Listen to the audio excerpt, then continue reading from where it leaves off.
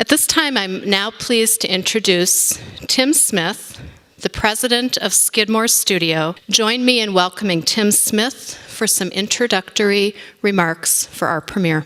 Tim?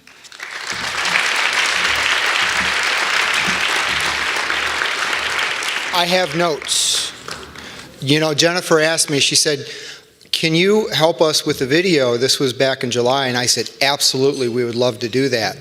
And then she followed up with, can you introduce the video?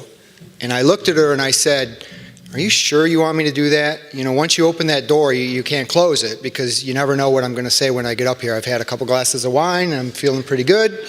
And, you know, the video is great, but the comments, you're not sure where they're going to go. And she said, nope, I trust you. We'll see if she regrets that.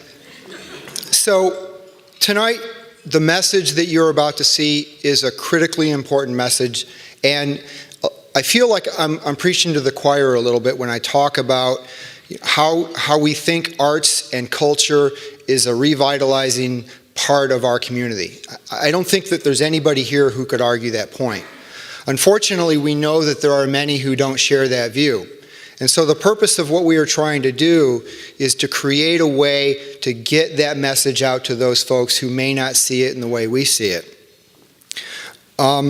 You know, when we talk about revitalizing a community and we talk about how arts can do that, and I think about, you know, the different places throughout the world, throughout the country, and I can't think of a single place that needs that message more than Michigan. We are living in a world where arts can and will revitalize what we do, and today, tonight, we're going to start getting that message out to people. And I don't think I need to underscore the point. If you looked at the paper today, you read a headline in the Free Press, in the News, in the Oakland Press, and you probably had to go online to read that.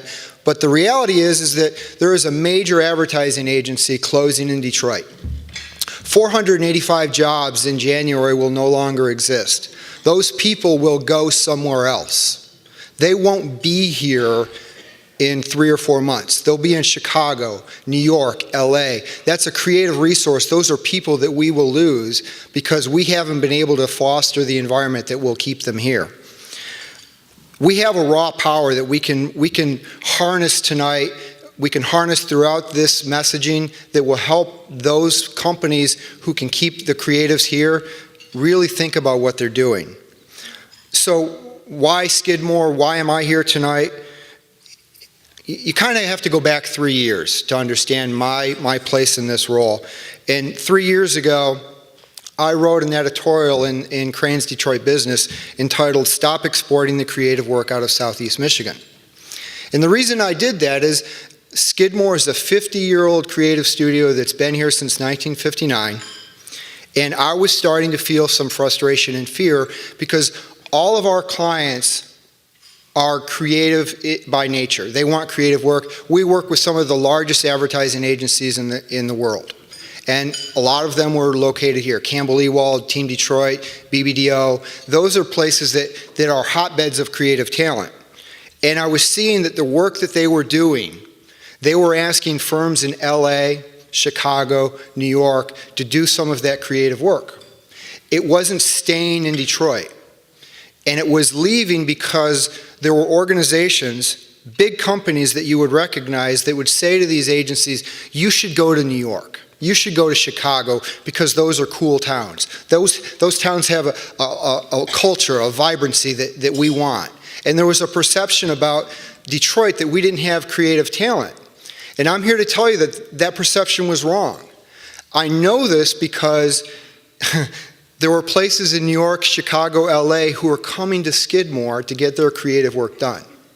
So think about the dichotomy of that. When you have these places who are on the coast coming to Detroit to have their creative work done, and yet the places right here in Detroit were going outside. And what was happening is that as they were leaving, they were taking the creative talent with them. Because the young talent that was coming out of CCS, the young talent that was coming out of Kendall, or that was coming out of CMU, or that was coming out of Ferris, they weren't staying here in Detroit. They were going to LA and Chicago and New York. And so as much as we want to help that creative industry, we need to help ourselves first. And so my message at the time was, stop exporting the creative work because we're hurting ourselves. I wasn't sure if the message got through. And I didn't get a phone call from GM or Ford or some of the big places, but I did get a phone call from ArtServe.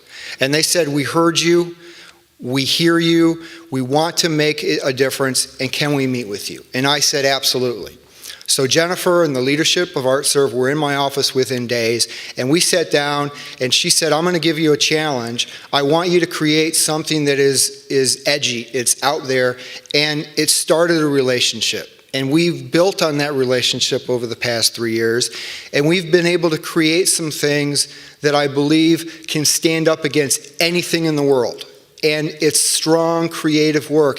And there are places in Detroit that will do just as strong creative work, and there's no reason to go outside the city. There's no reason whatsoever, and we have to stop, and you have to tell the big companies that are headquartered here that there's no reason to go to LA, Chicago, New York. It doesn't make sense. Keep it here. That's where we live. That's where the creative is. And if we let it die, it goes away. You can clap now.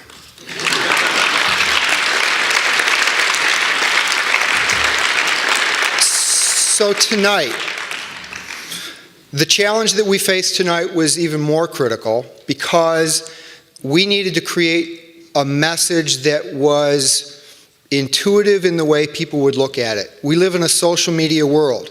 Facebook, YouTube, that's how messages get out. We wanted to create a short, impactful video that would get the message out about arts and what it can do. Jennifer said, you've got about 3 minutes to do it. We don't have anything in the way of predetermined messaging. Have at it. And so I did. I came back to the studio, I grabbed everybody in the studio, and we sat down and we started thinking about it.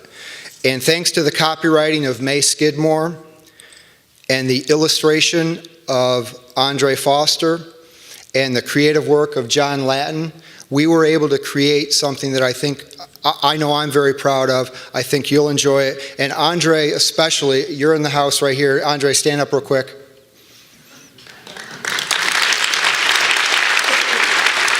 This man took the writing and the vision and created something that was phenomenal. And I'm very, very proud of it.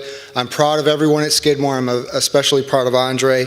So what you're about to experience is only 3 minutes long. It's actually much shorter than my remarks. But it's a long time in the making. I think it's the amazing generosity of the people at the Masco Corporation, and I know President Melanie Colany is here tonight. And Melanie, thank you very much wherever you are. It was your donation and your ability to help us do this, so I very much appreciate that. Melanie?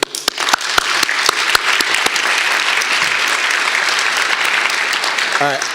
I'm going to take a big step off my soapbox now. I think we can lower the lights, and if the video is ready to roll. Well, I'd like to extend appreciation to you, Tim, and to your creative team at Skidmore for its vision and creativity in producing ArtServe's new video.